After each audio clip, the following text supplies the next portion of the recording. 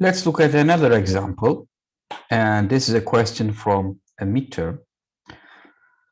We have this triangular grid given to us, and we would like to find paths from point A, situated here, to point B that satisfy the following conditions. Okay, we are not after any path from A to B. It has to satisfy certain conditions. Obviously, you must start at A and at B. And at any point in between, you can either go left if there is a path. For instance, here, obviously, you cannot go left because there is no way to do left. Or you can go right again. For instance, at point C, you cannot go right. But if there's a way towards right, you can go right. Or you can go northwest or northeast. Northwest or northeast. This means you cannot go down, you cannot go south. Okay, so you start from A, you cannot come back down. So for instance, if you go like this, you cannot come down and continue like this. No coming down. Okay, and that makes this question easier. Another condition, when you arrive at a point from below, if you go left, you cannot go right on the same horizontal line. And if you go right, you cannot go left on the same horizontal line. So horizontally, you cannot cross the path. So for instance, if you start from A, go like this, arrive at D, let's say you go to E, now you cannot come back to F. Okay, so the path given here is an invalid path. It's not going to be counted. But this one here is valid. You start from A, you go northwest, northwest, then right, and then northeast, then left, left, northwest, northeast, and right, right, right, right. You arrive at B. This is a valid path. The question is, how many distinct valid paths are there from A to B?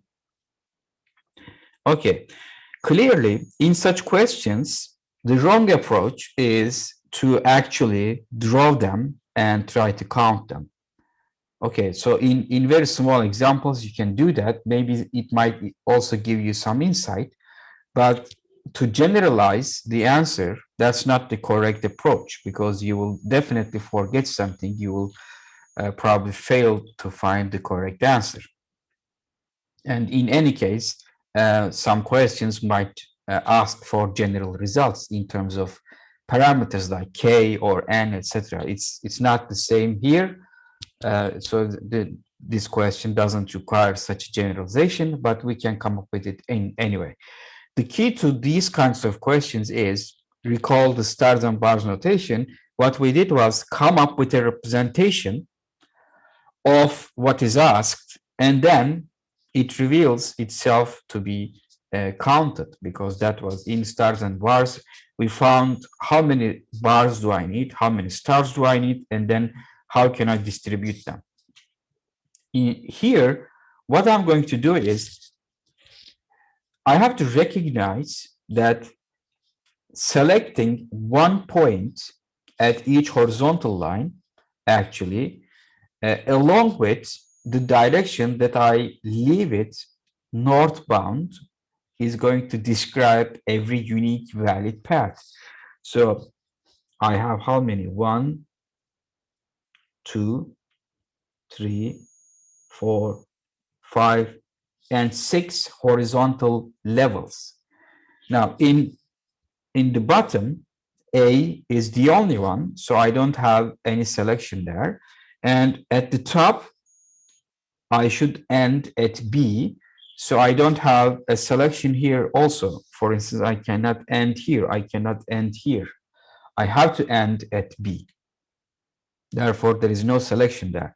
But apart from those two, this one, this, and this, I have selections. So here I can select this one or this one.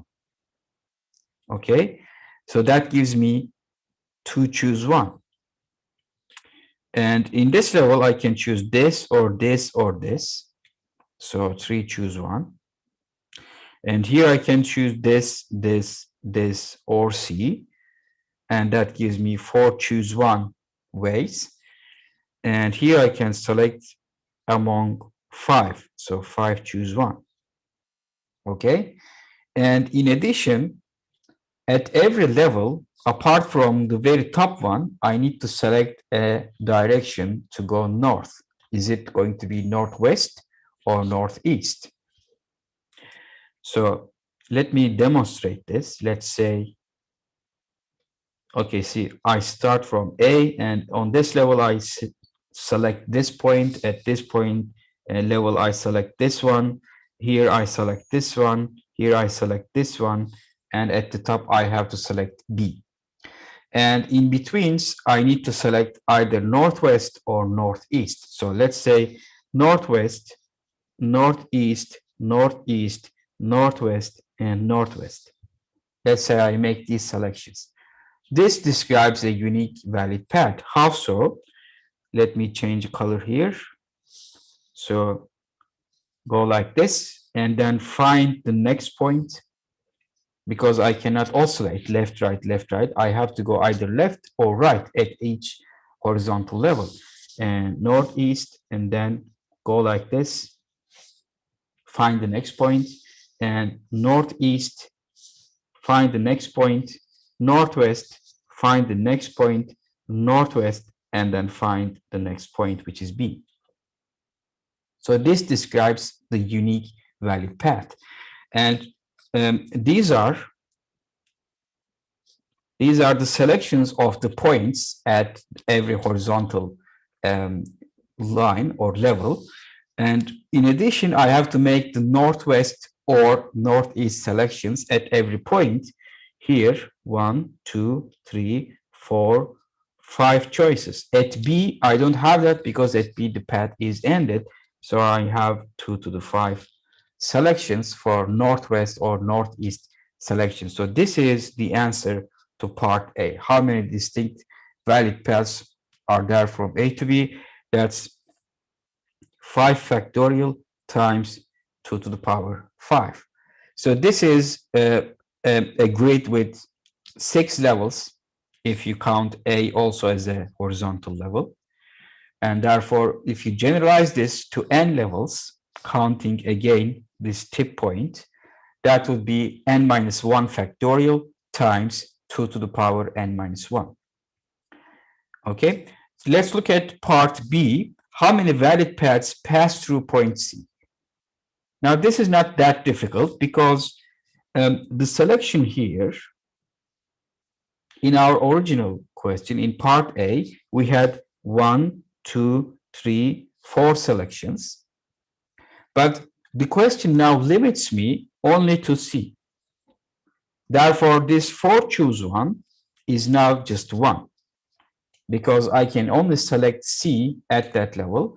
So 4 choose 1 is out, and the remaining product, 2 times 3 times 5 times 2 to the power 5 gives me the number of valid paths in this grid that pass through point C.